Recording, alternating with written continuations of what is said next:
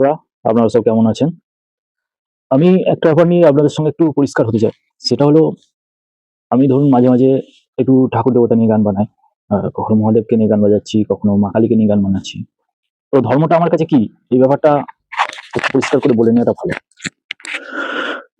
ধর্ম বলতে আমি মনে করি সবচেয়ে প্রথমে হলো মানব ধর্ম। মানব ধর্মের উপর কিচ্ছু হয় না, ঠিক আছে? যে কোনো ধর্মই, যে কোনো ধর্মেরই যে দিকগুলো মানুষের ভালোর জন্য, মানুষের উপকারের জন্য, যে কোনো ধর্মের সেই দিকগুলো নেওয়া যেতে পারে। ধরো আমি মহাদেবকে মানছি, মহাদেবকে ভালোবাসছি। এবার যদি কোনো কোনো ব্যক্তি বলে যে মহাদেব মানে তো মদ গাঁজা খাওয়া যেতে পারে, আরে মহাদেব মানে খাওয়া যেতে পারে, তাহলে সেদিকটা বর্জন করতে হবে, সে বর্জন করার ক্ষমতা রাখতে হবে। ধরো মা কালী মানছি, যদি বলে মা কালী মানে তো বলি দেওয়া যেতে পারে, তাহলে সেটা আমার কাছে মানবিকতার দিক থেকে এটা ঠিক লাগছে না, আমি সেই দিকটা বর্জন করতে হবে। ধরো আমি কৃষ্ণ ঠাকুরকে ভালোবাসছি, কৃষ্ণ মানে তো পরস্ত্রীকে ভালোবাসা যেতে পারে, ভালোবাসা তো যে কোনো কাউকে যেতে পারে, আমি সেদিকটা বর্জন করতে হবে। মানে তোমাকে বুঝে নিতে হবে। ঠিক সেরকম ভাবে ধরো আল্লাহ, আল্লাহকে যে মানছে, আল্লাহ আল্লাহ মানে শুধুমাত্র ইসলাম ধর্মে থাকবে পৃথিবীতে, বাকি সমস্ত ধর্ম আমাদের কাছে শত্রু, সমস্ত ধর্মকে ধ্বংস করতে হবে। যদি এই ধরনের মত থাকে তাহলে সেটাকে বর্জন করতে হবে। খ্রিস্টান, খ্রিস্টান মানে শুধুমাত্র জেসাস থাকে, শুধুমাত্র গড থাকে, গড কি আমরা প্রচার করবো, প্রত্যেকের মধ্যে যে কোনো ভাবে ঢুকিয়ে দেবো, যীশু খ্রিস্টের কথা আমরা যে কোনো ভাবে প্রত্যেকের মধ্যে ঢুকিয়ে দেবো, তাদের ধর্ম থেকে আস্তে আস্তে কৌশলে আমরা সরিয়ে নেবো, যীশু পিতার নাম করে আমরা সরিয়ে নেবো, তাদের ধর্ম থেকে আমরা তাদেরকে সরিয়ে নেবো। যদি এই উদ্দেশ্য থাকে তাহলে সেটাও বর্জন করতে হবে। মানে মেন কথা হলো সবার আগে বুঝতে হবে মানুষের ভালোর জন্য কি আছে। যদি মহাদেবকে আমি যে চোখে দেখি, মহাদেব হলেন প্রতিভার দেবতা।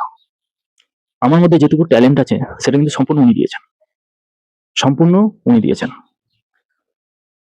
তা আমি কোনো ভিডিও বানাবার আগে, কোনো কিছু সৃষ্টি করবার আগে আমি ওনাকে স্মরণ করি, এবং সৃষ্টিটা যদি ভালো হয়, যদি মানুষ বলে দারুণ হয়েছে, হেভি, তখন আমি তার সামনেও এবং সেই ব্যক্তিটার সামনেও বলি, এবং মহাদেবকেও বলি যে সবই তো তোমার দান, এটা তুমি গ্রহণ করো, পরবর্তী আমাকে কাজের জন্য আমাকে প্রিপেয়ার করো, আমাকে তৈরি করো, এসব খ্যাতি আমার গায়ে মাখতে দিও না, তাহলে আমি এতেই ডুবে যাব।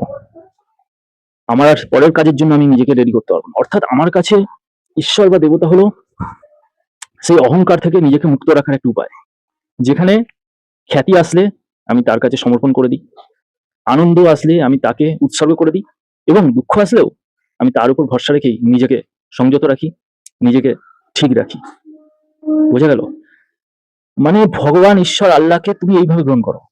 ধরো ভালোবাসবে, জানবে ভালোবাসাটা তার দান, ভালোবাসা তার দেওয়া একটা সবচেয়ে সুন্দর অনুভূতি, সেই হিসাবে গ্রহণ করো। ইসলাম মানে শান্তি বজায় রাখো, ইসলামের শান্তি দিকটাকে নাও, খ্রিস্টান ধর্মের ক্ষমা দিকটাকে নাও, এগুলো হচ্ছে মহান মহান এক একটা ধর্মের মহান মহান দিক, সেগুলোকে গ্রহণ করো। আর সবচেয়ে আমি যেটা বিশ্বাস করি, তুমি কোনো ধর্ম না মানো, তোমার হিন্দু ধর্ম মানতে হবে না, তোমার ইসলাম ধর্ম মানতে হবে না, খ্রিস্টান ধর্ম মানতে হবে না, শিখ কিচ্ছু মানতে হবে না, তুমি শুধু মানুষের যেটা যেটা ভালো, মানুষের কিসের কিসে ভালো হয় সেগুলোকে গ্রহণ করো, তাতেই হবে। তোমার মনের মধ্যে বিজ্ঞান মনস্কতা থাকুক, তোমার মনের মধ্যে এটা থাকুক যে যা কিছু পৃথিবীতে ঘটে সবকিছুর জন্য একটা কারণ থাকে, অহংকার বোধ যেন না আসে যে আমি তো কোনো ঠাকুর দেবতা কিচ্ছু মানি না, অর্থাৎ আমি করছি, আমি সব, তাহলে কিন্তু তুমিও ধ্বংস হয়ে যাবে।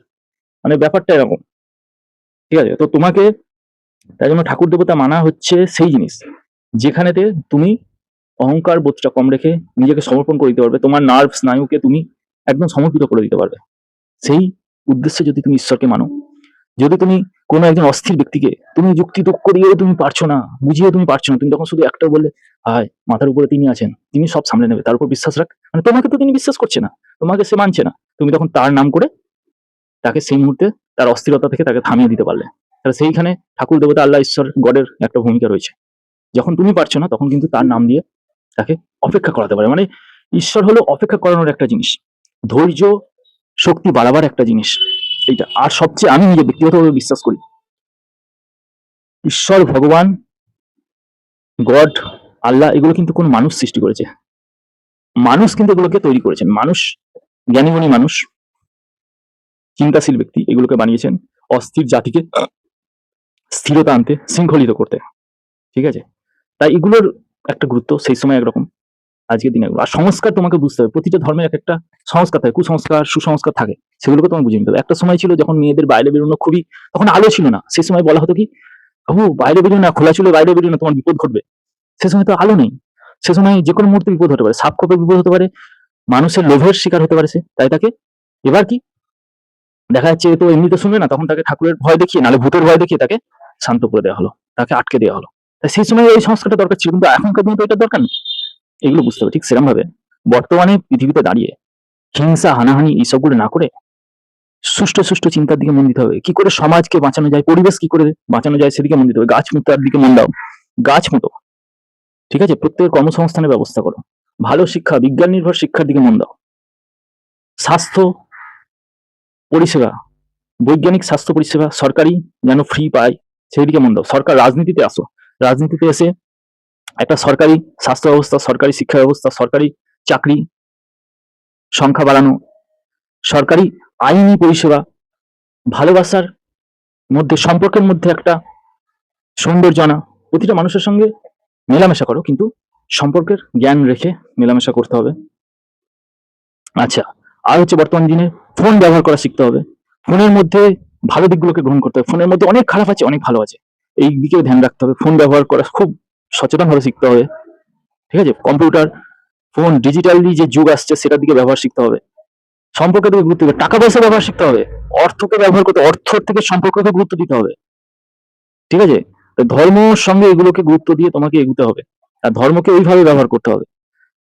যেমন গ্রহণ করতে জানতে হবে, সেমন বর্জন করতে জানতে হবে। ধর্মের বহু বছরকার জিনিস, ধর্ম প্রতিষ্ঠা হয়েছে আজ থেকে বহু হাজার হাজার বছর আগেকার, তা সেই সব নীতি, সেই সব বইগুলোকে আওড়ে আওড়ে বর্তমান যুগে প্রয়োগ করলে হবে না, যে অমুক গ্রন্থ এই বলেছে, অমুক গ্রন্থ এই বলেছে, না। বর্তমান যুগের জন্য যেটা দরকার সেই লাইনটা নিতে হবে। বর্তমান যুগে তুমি যদি সুষ্ঠু চিন্তা ভাবনা করো, তুমি নিজেই বুঝতে পারবে যে এই কথাটা আজকে গুরুত্ব আছে না নেই, বোঝা যাচ্ছে?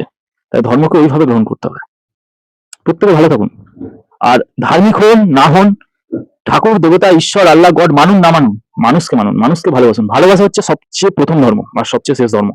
ভালোবাসা প্রতিষ্ঠার জন্যই, শান্তি প্রতিষ্ঠা করার জন্যই, ক্ষমাশীল, হিংসা হানানি দূর করার জন্যই কিন্তু এই ধর্মগুলো সৃষ্টি হয়েছে। তাই এইগুলো যদি আপনি এমনি করতে পারেন, আপনার কোনো ঠাকুর দেবতা ঈশ্বর আল্লাহ গড কাউকে মানার দরকার হবে না, বোঝা যাচ্ছে? এইগুলোকে আগে আনার চেষ্টা করুন। ভালো থাকুন, সুস্থ থাকুন।